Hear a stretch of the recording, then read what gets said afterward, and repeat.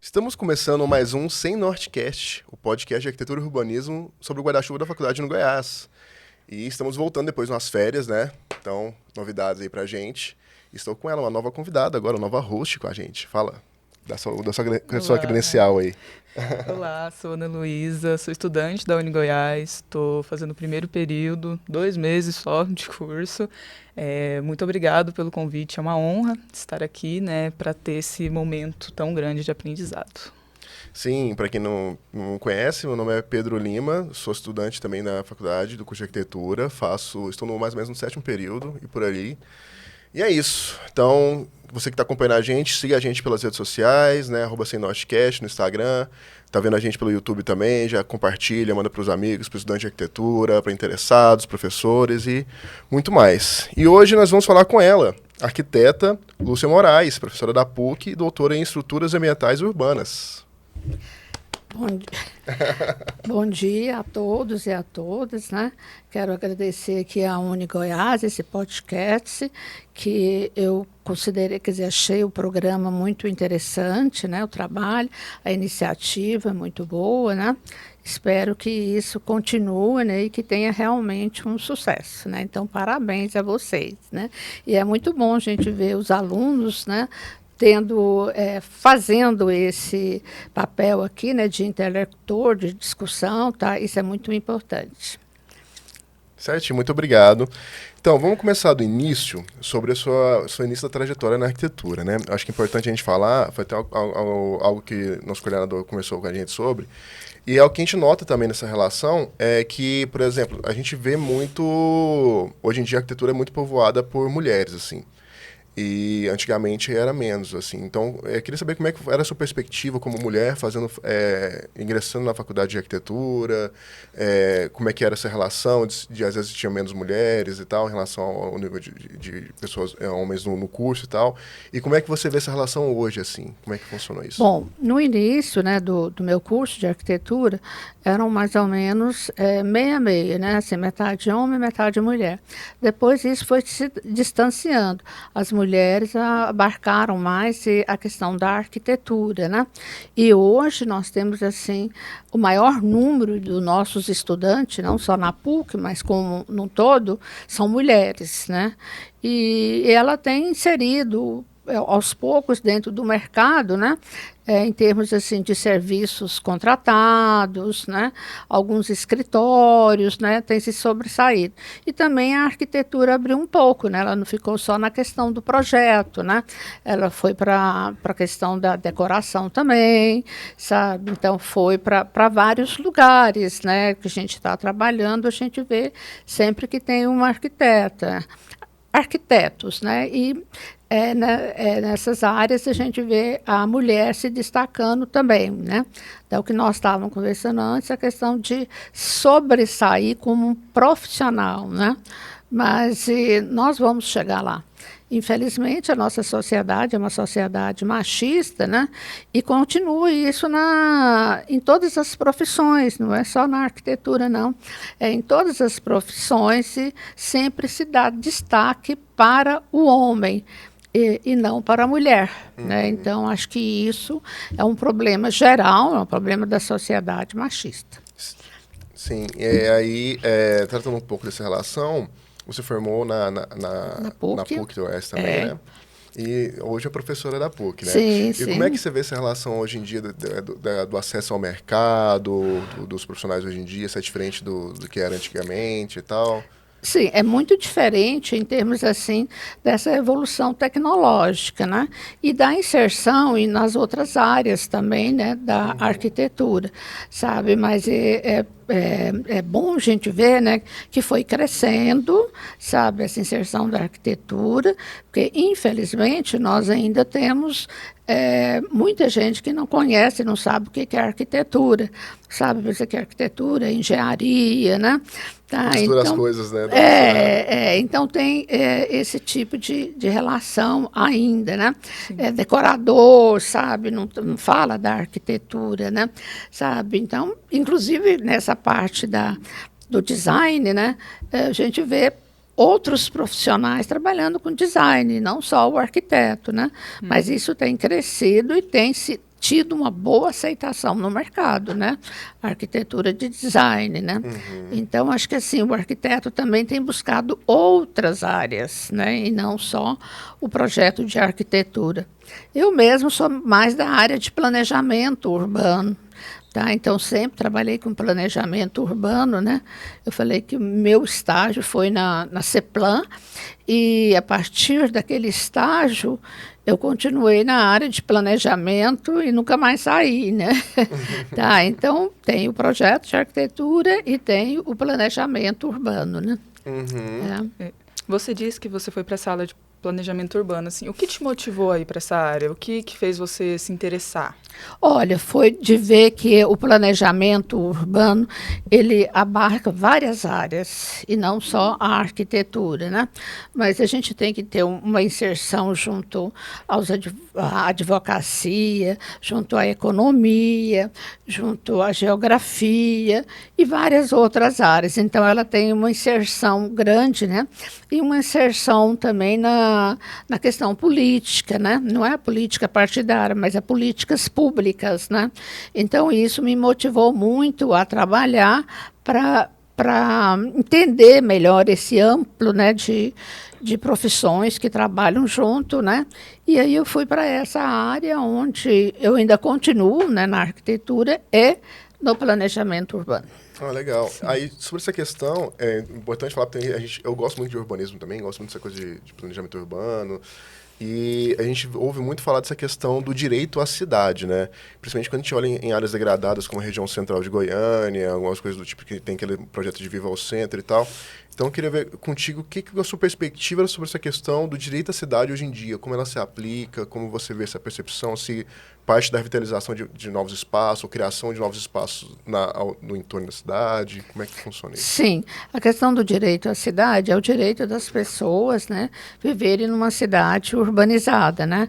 Ela tem toda essa questão social e jurídica, né, que nos ajuda a compreender essa questão do direito social e de trabalhar com isso, sabe? Então, quer dizer, os projetos da revitalização do centro de Goiânia, eu gosto muito, acho bastante interessante, porque os nossos centros urbanos no Brasil, infelizmente, eles são um pouco abandonados. Tá? E por mais que se tente a trabalhar, sabe, o centro parece que fica bem distante, né?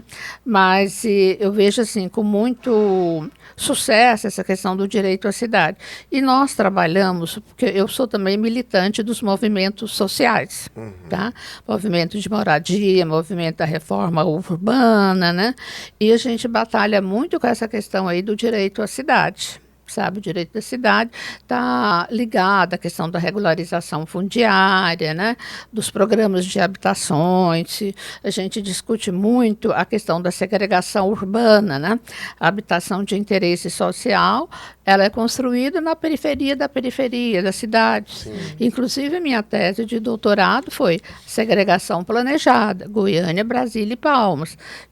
Procurei mostrar, sabe, que os centros da cidade são bastante urbanizados, ele é dotado de um grande projeto urbanístico, né? Então, sempre contou com arquitetos renomados para fazer os seus projetos, né?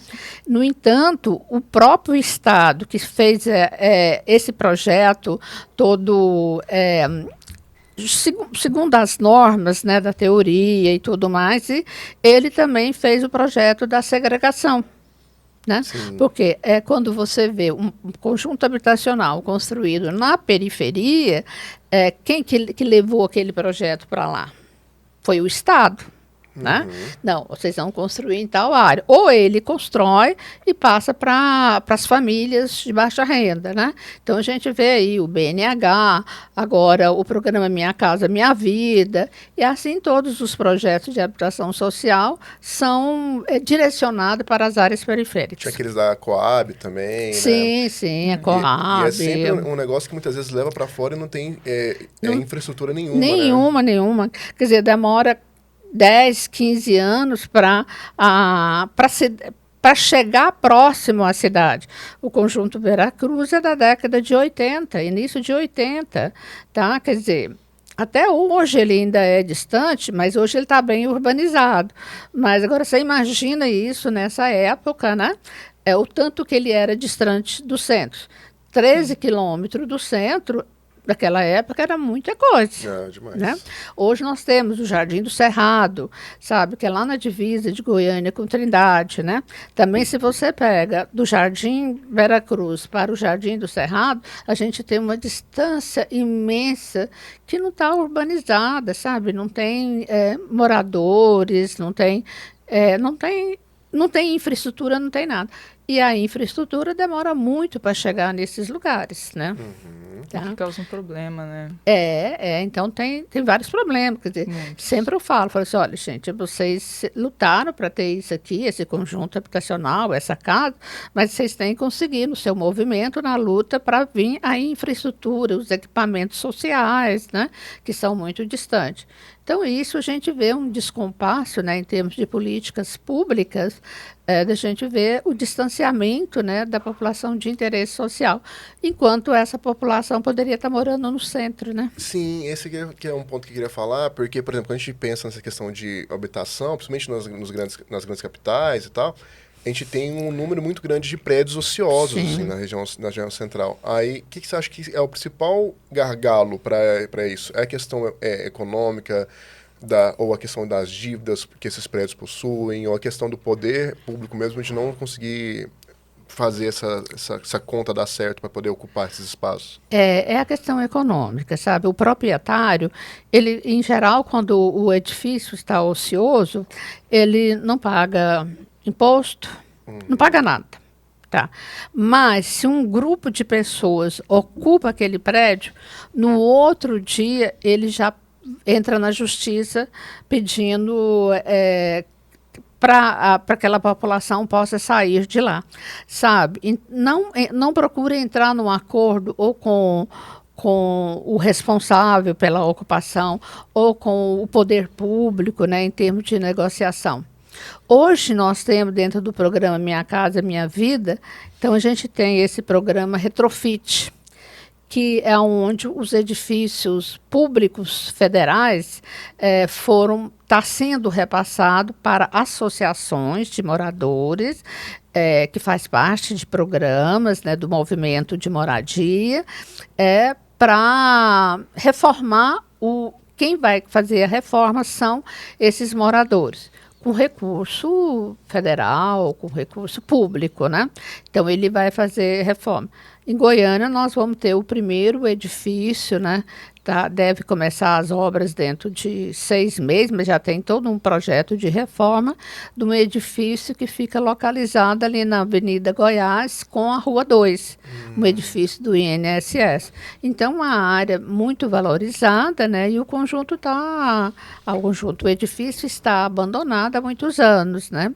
Então, já tem um projeto de reforma, tem uma associação, Movimento da Reforma Urbana, que ganhou, né, que foi no edital, ela foi selecionada para construir, para reformar esse edifício, né, para moradia popular. Mas isso surgiu a partir da pressão dos movimentos sociais. A pressão dos movimentos sociais. Então, por exemplo, o Estatuto da Cidade foi uma pressão dos movimentos sociais, né? Então, o direito, o próprio nome, né, direito à cidade, foi uma pressão dos movimentos sociais, né? E é onde a gente tem vários arquitetos, arquitetas, né, trabalhando junto com esses movimentos, né? Hoje nós temos a ATIS, né, que a gente tem muitos arquitetos trabalhando com a ATIS para a construção da moradia popular. Né? Então, imagine se nós tivéssemos escritórios aqui que vão trabalhar com reforma de unidades habitacionais deterioradas, né? Ou construir, fazer projeto, ajudar numa assessoria técnica junto aos movimentos, né? Isso começa a já aparecer aqui em Goiânia também, né? Esses escritórios que auxilia, né, o morador na construção dessas casas ou na reforma. Sobre a questão de... Engraçado porque... dessa questão dos movimentos sociais, dessa arquitetura social ligada a esses movimentos sociais em relação à faculdade. Você vê que tem uma percepção dos alunos da faculdade em relação à importância social da atividade, ou você acha que isso é algo que vai amadurecendo depois, Que é algo assim? que ainda está muito precário ou que já está sendo desenvolvido? Porque tem aquela ilusão, né, do estudante de arquitetura. Eu vou entrar na universidade, vou fazer grandes projetos e tudo mais, né? E quando ele depara para fazer com um projeto habitacional popular, social, né? Ele tem mais dificuldade, inclusive, né? Porque você fazer um projeto com uma grande área, né? Você sonha à vontade, né? E quando chega no projeto reduzido, né? Ele tem uma certa dificuldade. Mas a nossa disciplina, inclusive, ela é muito bem aceita pelos alunos, né? Mas depois que forma, cada um vai pegar o seu caminho, né? Tem alguns que falam, não, eu quero trabalhar nessa área, né? Aí vão trabalhar. Mas por quê? Porque é difícil você fazer um projeto bem criativo com pouco recurso e com uma área mínima, né? Sim, Imagina você fazer um projeto de uma casa com 50 metros quadrados, né? Mas consegue, né? É o que o governo está financiando, né? Então, quer dizer, e quando é 50 metros quadrados, já é um projeto grande, né? Porque a gente tem projeto aí que a gente vê de 37 metros quadrados, 27 metros quadrados.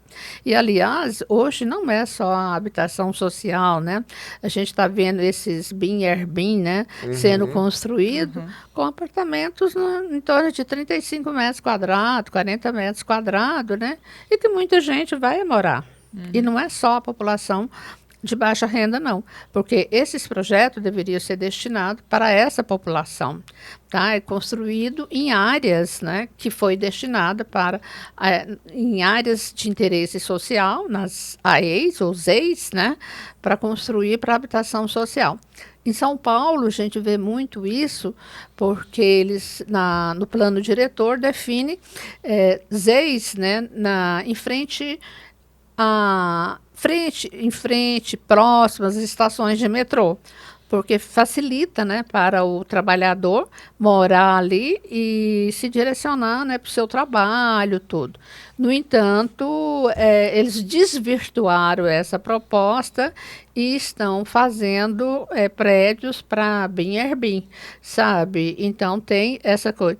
E também, assim, claro que não é só o Airbnb, né? São outros moradores também, né? Mas, então, desvirtuaram. Lá eles estão conseguindo reverter agora essa legislação. Em Goiânia, nós temos as nossas áreas, né? As AEs, né? Mas não estão construindo, aliás, estão até construindo, né? Airbnb. Eu fiquei sabendo que tem Goiânia, é a terceira maior cidade em construção, em edificações, né, em imóveis de Airbnb, tá? Ainda agora com esses grandes eventos, né, devido à cidade ser considerada como a capital sertaneja, né, eventos musicais, eventos aí do MotoGP, né, e outros eventos grandes, né, então tem aumentado muito essas construções, né. Então eu fiquei impressionada, quer dizer, primeiro é São Paulo, depois é Camboriú e Goiânia. Né? Então, quer dizer, está se destacando a nível nacional com esses tipos de construções. Né? Sim. Aí gera um problema para os moradores, né? As famílias, que não querem ter pessoas que vêm, fica 5 dias, uma semana e vão embora, né? É complicado. Além de gerar um efeito rebote, que eu vejo assim, nessa questão de normalização desse ambiente habitacional que é de baixa qualidade, né? Sim. Porque, por exemplo, hoje em Essa dia... redução, né? Justamente.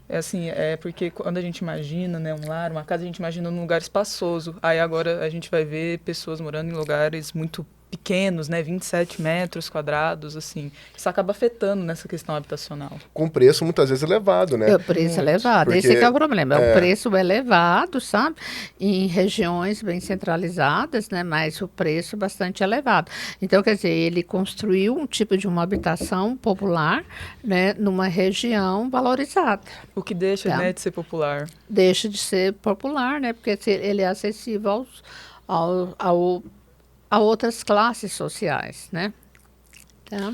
Sobre essas questões dos conflitos urbanos, essa questão da expansão da expansão urbana, legislação, porque em Goiânia, por exemplo, a gente teve a última lei de expansão urbana que praticamente cornubou o município inteiro, né? Entre aspas, que tem a questão da outorga onerosa e tal. Como você vê essas questões, esses conflitos dessa relação da expansão urbana, da questão justamente de trazer isso em conformidade com a questão da demanda de residencial e o papel do arquiteto nisso, assim, sabe? A questão da expansão urbana, quer dizer, nós temos nossos planos diretores, né, que ele delimita uma expansão urbana. Mas a questão dos planos diretores também, ela envolve muito essa questão política que eu estava falando. Política, até política partidária, né? Uhum. Porque o plano é elaborado por um grupo técnico. Tá? O último plano de Goiânia foi assim, por um grupo técnico bem especializado, né? Da própria secretaria, com assessoria e tudo mais. E depois ele vai para a Câmara Municipal, onde ele sofre várias alterações. Tá, porque aí vem as interferências, né? Não, põe a minha fazenda ou minha chácara na área urbana, né? E aí vai, sabe, expandindo. Como você estava falando da outorga onerosa, hoje a outorga onerosa, ela pode ser construída nessas áreas de expansão urbana com loteamentos, porque até a aprovação desse plano diretor, a nossa outorga onerosa era de edifícios, né? E hoje não, ela é também para loteamentos em áreas da expansão, quer dizer, em loteamentos, quer dizer, então se eu tenho uma chácara, eu posso entrar e está na área rural, eu posso entrar com projeto e pedir a outorga onerosa daquela área e entrar passar a ser urbano. Eu sempre critico, né, que o melhor prêmio do que a Mega Sena é você, do grande coisa da Mega Sena, é você ter uma fazenda, uma área, né, na área rural e passar para a área urbana. Então, você dorme proprietário rural e acorda proprietário urbano, né? E a valorização é impressionante, né? Mas isso aconteceu muito em Goiânia e acontece ainda, né? E hoje ela tem uma lei favorável, que é a lei da outorga onerosa, né? Sim. Tá. E quais são os desafios para a questão dessa ocupação, assim, pensando em habitação social? As questões do clima, de como, porque a gente tem as questões das zonas bioclimáticas e tal, e aí tem muito essa questão de, às vezes, importar um modelo construtivo para dentro de uma zona climática que não comporta, justamente. E aí, hoje a gente tem essas questões das enchentes, chuvas e tal, a gente sabe que projetos de habitação social, de interesse social, principalmente quando é, tipo, loteamento, esse tipo de coisa, tem um decréscimo na questão de limitações de orçamento, né? Então, como é que você vê essas questões dessas estratégias? O que é possível? Olha, isso é uma luta que tem que continuar, né? Quando eu falo dos movimentos sociais, não é só o movimento social de moradia de baixa renda, não. Mas vários tipos de movimentos sociais, como a aprovação do Estatuto da Cidade, foi envolvido movimentos de moradia, sabe? Instituições públicas, instituições privadas, né, sindicatos, né, tudo entrou dentro para aprovar, para elaborar e aprovar o Estatuto da Cidade, né? Então, essa questão climática é uma questão muito complicada, né? Porque, na verdade, nós temos governantes que não fala que não vai ter essa questão climática, ainda é balela, que não tem tudo isso, e a gente está vendo, cada dia está piorando. Então, isso é um problema que ainda tem que ser bem tratado, sabe, junto às instituições públicas e junto à sociedade, porque ele vai requerer um pouco mais de recursos financeiros, né? Porque eu lembro que na pandemia se falava novos modos de vida, né? Passou a pandemia, os novos modos de vida continuou os antigos, né? Mas que é justamente isso, né? Você vai numa comunidade, né? Principalmente eu cito muitas comunidades do Rio de Janeiro, de São Paulo, né? O tipo de construção que se tem, né? Mas, infelizmente, é o lugar que aquelas famílias conseguiram para morar. Sabe, construir um barraco e tudo mais, aí não tem condições nenhuma, né, de habitabilidade, sabe, nem climática, nem social, não tem nada, né, então é uma coisa complicada, né, então nós temos um déficit habitacional em torno de 6 milhões de habitações, né, de usuários, né? Quer dizer, 6 milhões é muito, né? Então, por mais que tenha-se uma política pública voltada para a habitação, os recursos ainda são escassos, né? Mas aí que eu acho que entra muito a função nossa, né, do arquiteto, né, de fazer um bom projeto, né? Tanto o projeto do loteamento como o projeto da casa. Sim. Né? A gente precisa de janelas maiores, né? Nem vou falar o espaço interno, né? Mas a gente precisa de todos uns equipamentos, né? Que dê condições assim da população, sabe, ter uma dignidade de vida. Sim. Né? Então, plenamente. isso aí é uma luta, né? Agora, no nosso momento aluno aqui, queria que você falasse pra gente, assim, quais são as valências que um aluno tem que ter, assim, para poder não só se especializar, mas atuar nessa área do planejamento urbano, de ter esse contato social mais afinco. Assim, uma visão, assim, mais...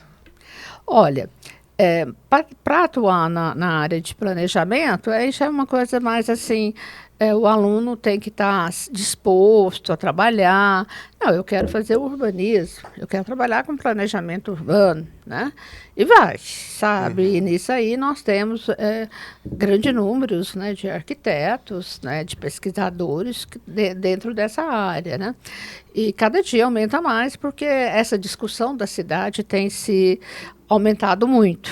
Né? Então, nós temos discussão da cidade em todos os espaços, né? Então, nós temos isso aí. E, então, a motivação do aluno vai muito uma motivação pessoal, sabe?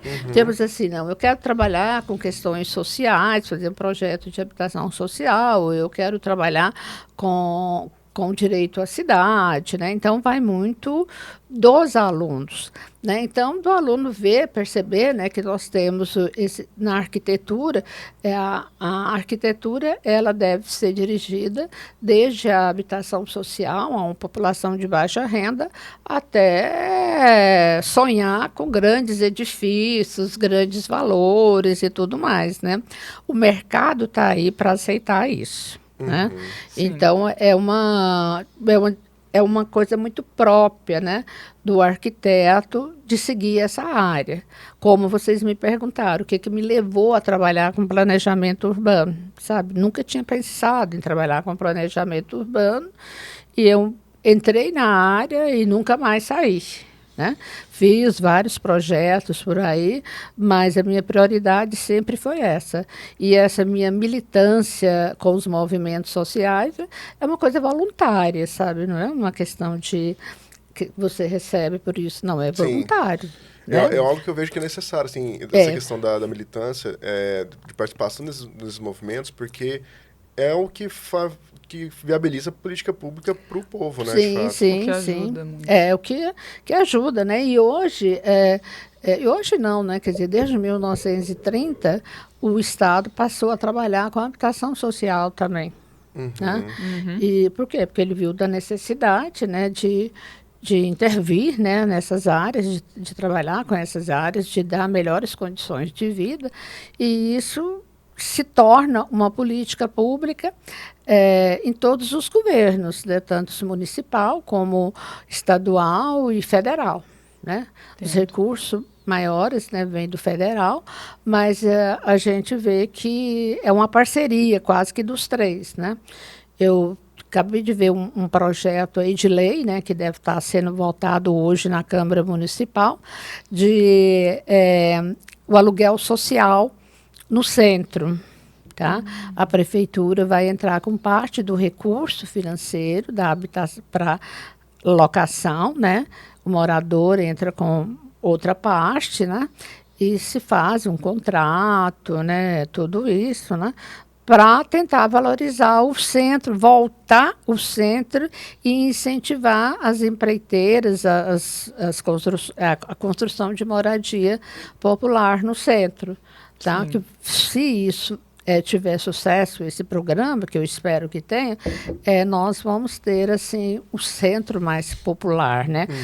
Não popular, assim, mas um centro mais revitalizado. Então, nós vamos ter pessoas morando no centro, né? O que vai dar uma outra dignidade social, econômica, de lazer e tudo mais para o centro. Aquela revitalização daquele trecho da Rua 8, né? Levou muito uma reação dos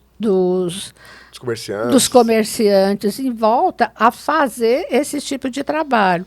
E tem sido bem aceito pela população, né? Sim, tem becos na região central que estão sendo ocupados, sim. Né? Quer dizer, o projeto... popularizando de novo, né, o centro. O projeto do centro de Goiânia, ele é muito bonito, né? Muito. Acho que ele precisa realmente, a gente precisa abraçar aquelas vielas como parte nossa, né? Do centro de recuperação, tudo. Você vai em algumas cidades assim no exterior, é o centro que é valorizado, né? Sim. Não é outros bairros também, né? Mas é o centro que é mais valorizado, Todo né? mundo quer morar no centro nas outras cidades, né? Sim, sim. E aqui em Goiânia, espero que isso volte, né? Tá? A ter esse sucesso, né? Sim. Tá? Então, eu vejo assim com bastante interesse, né? De ver esses projetos de revitalização, mas, na verdade, nós temos vários projetos de revitalização geral muito interessantes, sabe? Mas, assim, eles implantam um pedaço, não tem continuidade. Não termina. Depois faz outro, implanta mais um pedaço e não tem continuidade. O dinheiro acaba, muda o governo. Muda o governo. Infelizmente, tem isso, né? De não ter uma continuidade dos programas, né? Em tudo, em todas as áreas, não é só na habitação, não, em todas as áreas. E a gente acaba vendo, né, no centro muitas obras não concluídas, sim, né, muitas sim, partes sim. assim diferentes uma da outra, um projeto realmente inacabado. Nós temos, né, um grande número ainda de edifícios Art Deco, né? Sim. A gente precisa valorizar isso aí, né? Isso aí é um registro da construção da cidade. Né? Então, a gente precisa valorizar isso. E espero que tenha essa continuidade, que esses programas voltados para o centro, revitalização do centro, tenham sucesso, né? Talvez esse construir bastante edificações também para o BIM e Airbnb, né, no centro, né? Facilita muito para quem veio de fora, né? Ficar ali hospedado no centro, né? Que quase que é um ponto, um eixo, né? Com vários outros bairros por aí, né? Com esses grandes empreendimentos. Eventos, aliás. Então, quando a gente fala, né, sobre o arquiteto seguindo essa questão do urbanismo, eu queria perguntar assim, como que o arquiteto ele pode ser um agente social na questão do urbanismo e como essa ação pode reduzir a desigualdade que a gente vê tão presente hoje? Olha, ele pode ser um agente social se ele tiver interesse em trabalhar com essa área como um todo. Nós temos vários arquitetos, nós temos arquitetos prefeitos, tá? Temos arquitetos, quer dizer, deputados, né? Sabe? Então tem. Então acho que essas áreas ajudam muito os arquitetos a entrar nessa coisa assim do agente social. Eu tive a oportunidade de ser uma relatora nacional da moradia, sabe? Tem uma plataforma de direitos humanos, econômicos, sociais aqui no Brasil, que ela foi fundada, criada, semelhante às relatorias da ONU, né? Onde eu fui relatora por vários mandatos lá, e eu visitei várias cidades brasileiras, né? Justamente nessa área da habitação social, nas áreas, eu não gosto de falar esses nomes, na área favelada, né? Mas aqui a gente chama de ocupação, em algumas cidades é comunidade, né? Até porque parece que a questão de diferença de comunidade e favela tem uma questão morfológica, né? Que normalmente favela é mais ligada à ocupação em morro, né? Não, é questão mesmo da população. Da população. Você não fala isso no Rio de Janeiro, eu vou na favela da Rocinha, eu vou na comunidade da Rocinha, tá? Sabe? Então, acaba sendo ofensivo. cada cidade tem uma nomenclatura, sabe? Pode ter uma nomenclatura diferente. Tá? Belém é núcleos, né? Outros lugares também é núcleo, né? Então, cada local está tendo. Quer dizer, apesar que favela, hoje o IBGE voltou a falar favelas, né? Mas existe esses nomes. Aqui a gente fala ocupação e não invasão, né? Então tem as ocupações, né? Então é uma questão assim, muito pessoal do arquiteto querer trabalhar com isso. Nós tivemos a arquiteta Ronick, né? Raquel Ronick, que ela foi relatora da ONU, relatora da moradia da ONU, né? Então, nós temos os arquitetos nessa inserção junto dos movimentos sociais e, sabe, nessas áreas como um todo. Quer dizer, nós temos arquitetos que estão aí nos ministérios, né? Ministério das Cidades e outros ministérios, trabalhando. Quer dizer, ele passa a ser um agente, né? Público, né, de trabalho junto com essas comunidades, né, trabalho como tem. Por exemplo, nós tivemos o ano passado a COP30, né, tá, onde eu tive colegas, né, arquitetos que trabalharam muito lá naquele projeto, sabe? Inclusive arquitetos aqui de Goiânia, né, que trabalhou naquele projeto, coordenou, sabe, todo aquele trabalho. Então, a gente tem arquitetos em todas as áreas. Tá? Então, o campo da arquitetura ele é muito grande. O nosso grande problema é que o arquiteto quer ficar nas grandes cidades, né? Tá, nós temos quantos municípios? 5.000 e não sei quanto, 573 municípios, tá? Imagina se a metade, vou pegar a metade dessa cidade, nós tivéssemos arquitetos. Então, sabe, e no interior eles são muito bem vistos, né? Temos assim, eles fazem muito projeto, tudo isso. Mas tem aquela coisa do querer morar da cidade grande, né? O custo de vida, da relação com os equipamentos e tal. Porque é muito disso também, porque muitas vezes tem muitas vagas no interior que pagam bem pra caramba. Isso, assim. justamente. Só que aí você tem que arcar com custo social, vamos dizer assim, de estar numa região que não tem o mesmo nível de estruturação urbana, mesmo nível de fluxo de pessoas e tal. Mas é algo que acontece em todas as áreas, né? Tipo, medicina também é um pouco assim. Medicina, tipo, muitos médicos, quando formam, querem trabalhar nas grandes capitais por questão dos acessos à cultura, enfim, outras coisas. Acessos mais fáceis, né? Que a gente vê nas grandes cidades, que no interior a gente não vê. Mas eu estou falando da necessidade de ter o profissional. Não, mas isso aí precisa muito. Sabe? Mas tem porque essa questão da necessidade bate em outro ponto, porque a arquitetura é muito vista como um artigo quase um artigo de luxo. Artigo de luxo, né? Então, assim, normalmente a galera faz obra assim, não preocupa muito com a questão do pensar o edifício, né? Faz o prédio, a casa ali, meio que, tipo, às vezes o próprio... Não desmerecendo, porque tem muito profissional bom nessa área, mas o próprio mestre de obra vai lá, faz todo o projeto, e aí depois vai ter problemas no futuro com a questão do pensar a moradia, né? Porque não contratou o arquiteto, né? E aí essa dinâmica de também de socializar a profissão da arquitetura e deixar ela mais próxima da população, acho que é algo que é bem muito importante, né? Então, hoje nós temos esses programas de extensibilidade das universidades, né?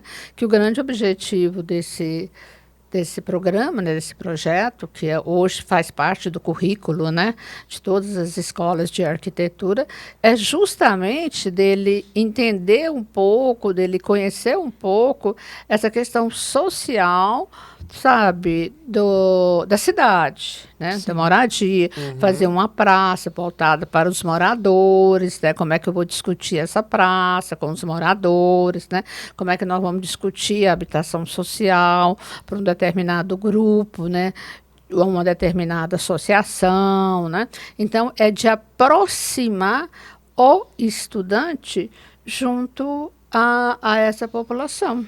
Sim. Tá? Como professora, como você vê assim o desenvolver dos alunos ao decorrer do curso nessa área?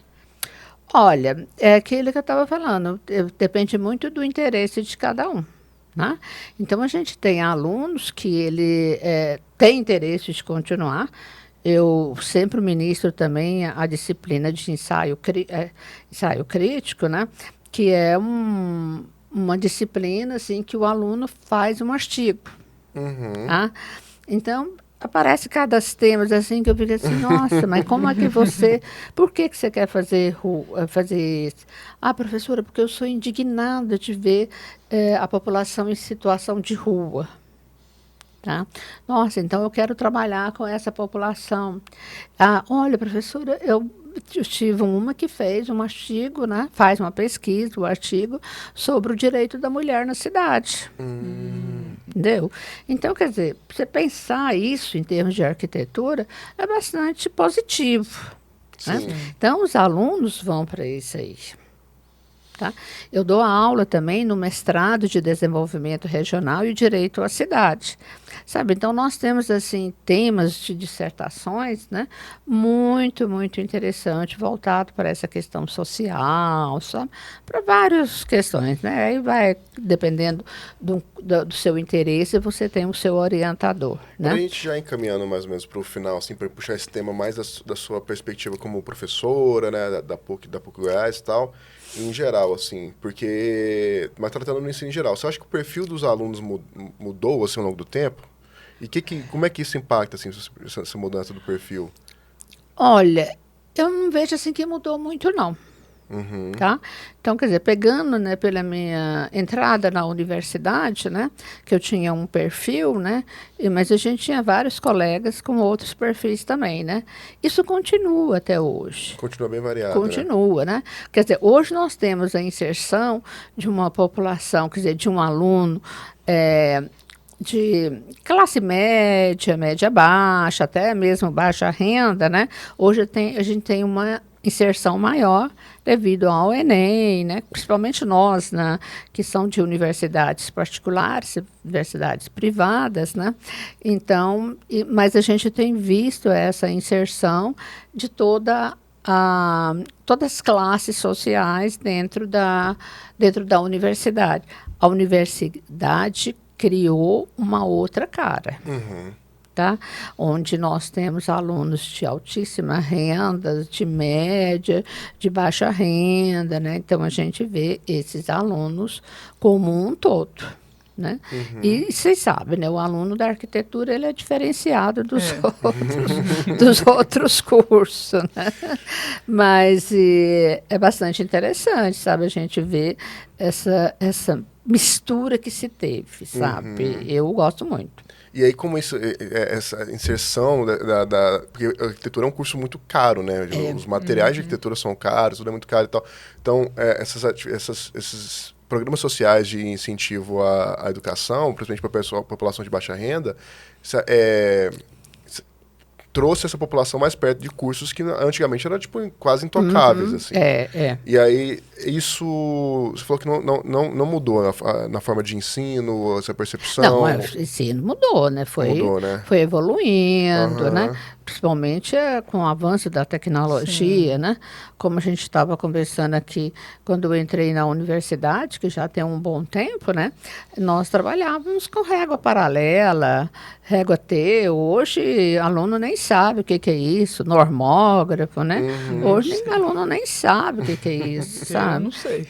Pois é, daqui uns dias o aluno não sabe, quer dizer, daqui uns dias não, hoje o aluno já não sabe o que é um pendrive.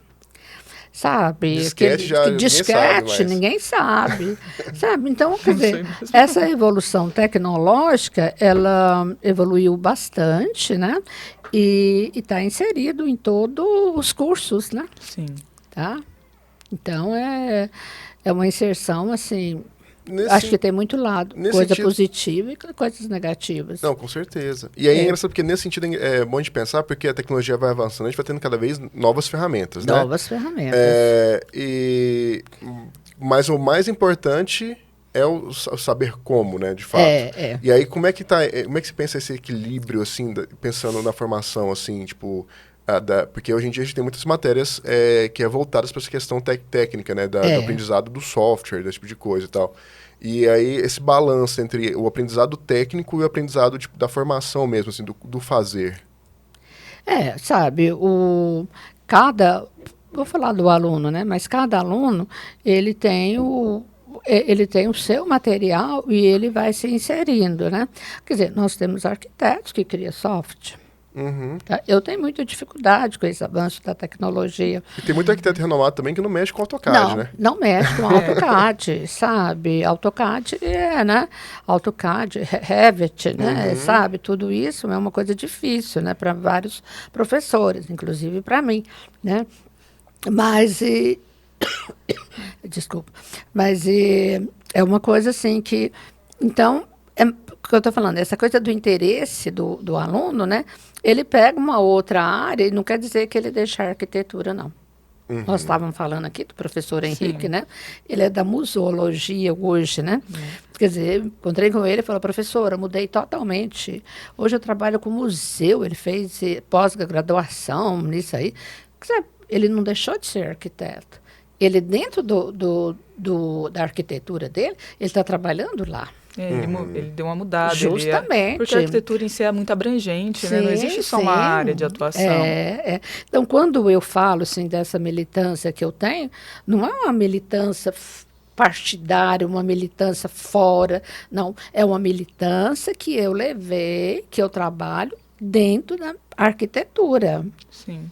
Sabe, eu levo a minha experiência, o meu trabalho, junto àquela população, junto àquelas entidades sociais. Eu não deixei de ser arquiteto. Então, é a mesma coisa da medicina, né? A medicina quer trabalhar em determinadas áreas sociais, ela sabe aonde vai. Né? Então, aí depende muito de cada aluno, de cada pessoa, né? O perfil dele, né? De forma que ele quer trabalhar. Eu estou falando, eu trabalhei lá na arquitetura, quer dizer, trabalho, né? Não, mas trabalhei, a gente teve um programa de habitação social, então a gente trabalhava, eu dava aula, continuo dando aula, e trabalhava na habitação social como voluntária, né?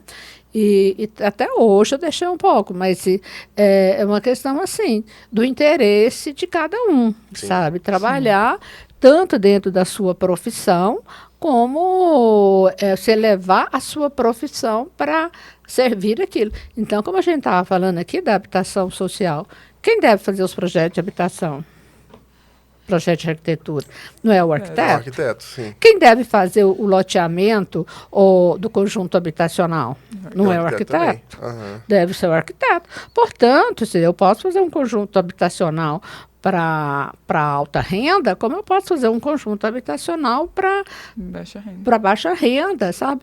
Eu tenho que entender dessa diferença social, daquele poder aquisitivo, sabe? Mas o meu modo de pensar como arquitetura, como urbanista, ele vai continuar o mesmo. Dentro de cada instância, eu vou fazer o tipo de projeto necessário. Sim. Entendi. Então, só para a gente finalizar aqui, você quer fazer alguma outra pergunta? Só mais uma pergunta. Eu queria saber o que te motivou a entrar nessa área da educação. O que te motivou a ser professora? Olha, ser professora é um pouco assim. A gente fica assim, quando a gente começa, né? Você não quer entrar. Você fala assim, não estou preparada, né? Não estou preparada. A hora que você entra, você não sai mais. Tá? Não sai mais. Esse contato, assim, com aluno, né? Ele é muito bom, sabe? Você passar conhecimento, né? Para o aluno, tá? É muito interessante, é muito bom, sabe? É uma questão, assim, é uma relação social muito interessante, né? Eu não sou aquela professora distante do aluno, né? Mas, então, isso é muito bom. E o difícil é sair. Você não sai. Tá? E qual que é o tipo de aluno que mais dá trabalho, assim? Vai ser É aquele aluno que fica direto no celular. no celular hoje, né? Em dia, o aluno que fica direto no celular, sabe? Ele não presta muita atenção, né? Porque esse avanço da tecnologia levou a isso, né?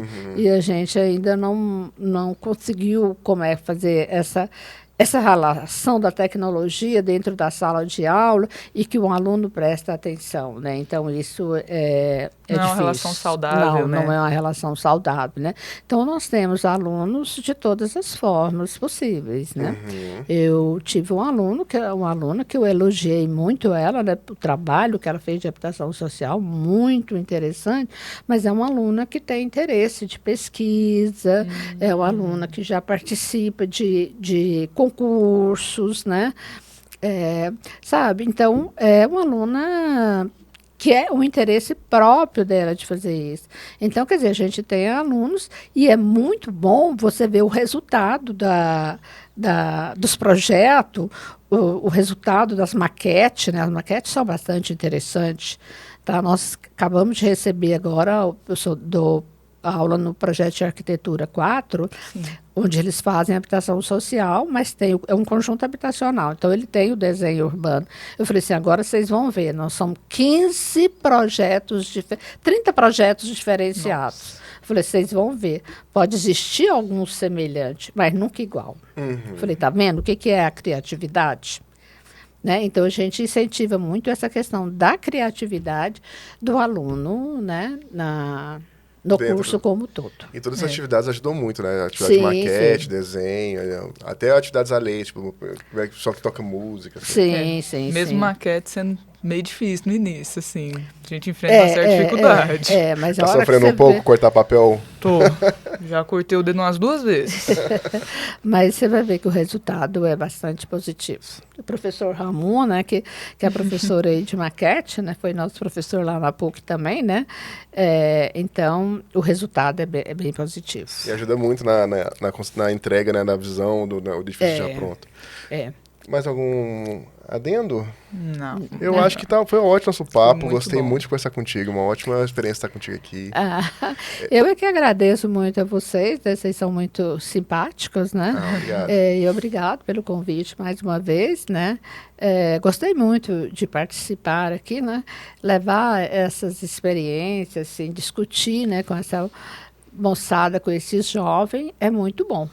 Muito obrigado. E assim, muito bom também ver de você essa questão dessa importância do papel social do arquiteto, essa questão dessa interação. Isso pra gente motiva a gente muito assim, a estar entrando de cabeça nesse porque essa questão social, ela está em todas as áreas, né? E em todos os espaços, né? Você vai fazer uma casa de luxo, você tem que pensar nessa questão social daquela família que vai morar lá, né? Como uma casa popular, eu tenho que pensar naquela família que vai morar lá, né? Então entra muito essa questão social, até né? na questão do impacto na vizinhança. Sim, justamente, né? Como um todo, né? Então é isso, gente. Ficamos aqui. É isso. Até mais. Can we do it?